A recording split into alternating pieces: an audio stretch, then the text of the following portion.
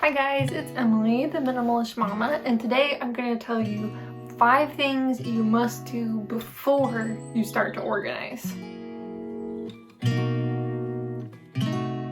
As a professional organizer, I've seen a lot of people make some organizing mistakes. These 5 things to do before you start organizing are going to save you a lot of time, money, and energy. I don't know about you, but with spring finally arriving, I am all ready to do more organizing and spring cleaning and all of that good stuff. So let's dive in to the 5 things to do before you start organizing. And decluttering is actually not on this list, and I will explain more later. Okay, so number 1 is to define the problem. If you have a closet that you can't find anything in, or your mudroom is constantly in chaos, you need to look at that space and start by defining the problem. So the problem could be that there's too much stuff. The problem could be that when you moved, you shoved everything in there and haven't looked at it since, and so you don't even really know what's in there. In a mudroom, the problem could be that there's not a good system and there's not good storage and people don't know where to put their things. Maybe a space is trying to do too much and you have too many categories of things in there. Defining what the problem is a really important step before you go all out and buy a bunch of stuff and containers and go crazy with that, and then try shoving everything in and slapping some labels on it. Define what's not working first. Really nail that down. Talk to your family members too if they also use this space, and figure out what the problem is. And then, number 2, really envision the end goal. So start with the end in mind. What would it look like or function like your ideal situation? So your ideal closet, your ideal mudroom, or dream playroom situation. Start with that end goal in mind. So think through how you want it to feel and how you want it to function. So we definitely want to solve the problem, which we identified in step 1.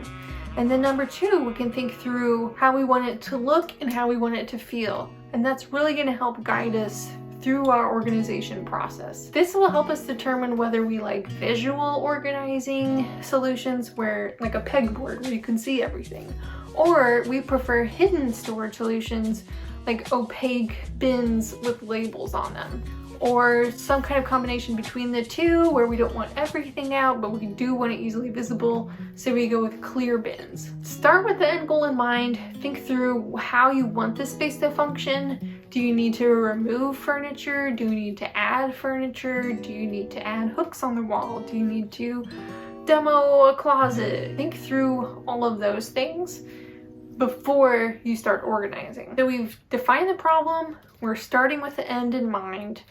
Number 3, I'm gonna have to look at my notes. Okay, number 3. Oh, he's already tired of this.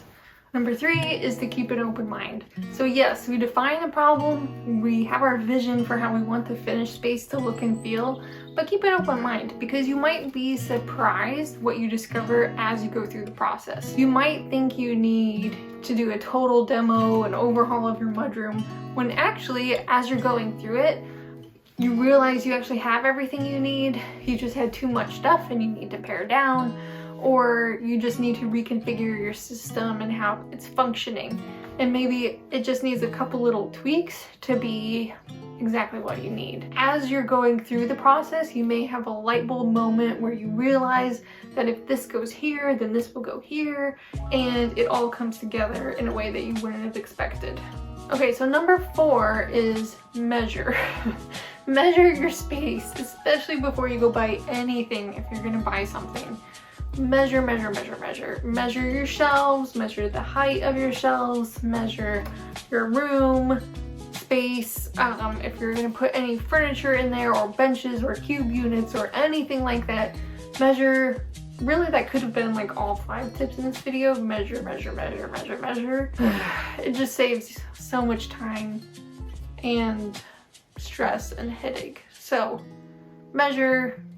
When in doubt, measure again. Okay, number 5. I know I said I wasn't going to include decluttering on this list, because to me, decluttering is part of the organizing process. So I use this acronym SPACE: sort, purge, assign, contain, and evaluate. And that P is for purging and decluttering.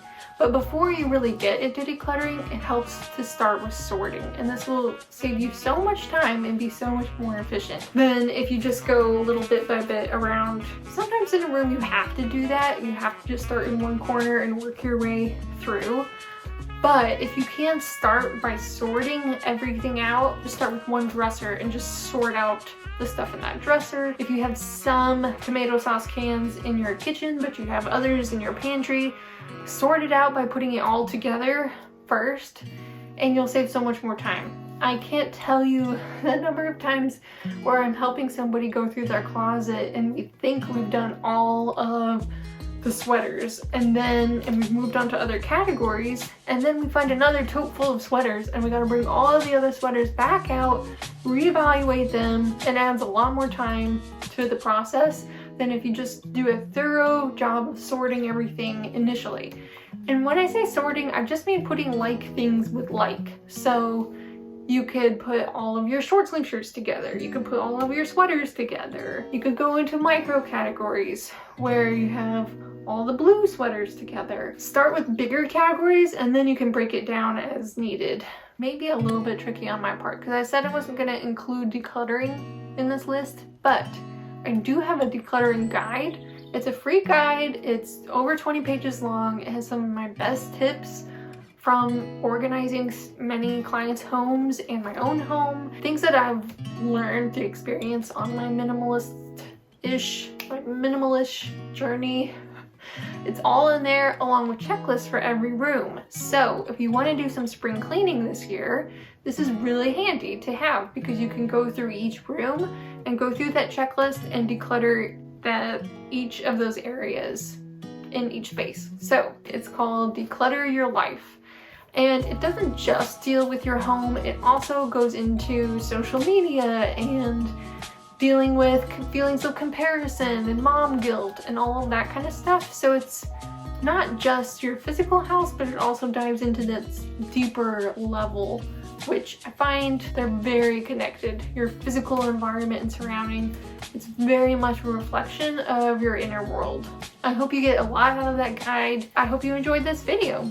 If you did, give it a thumbs up and let me know down below, and I will have the link to go download your free guide in the description. And with that, I will see you next week.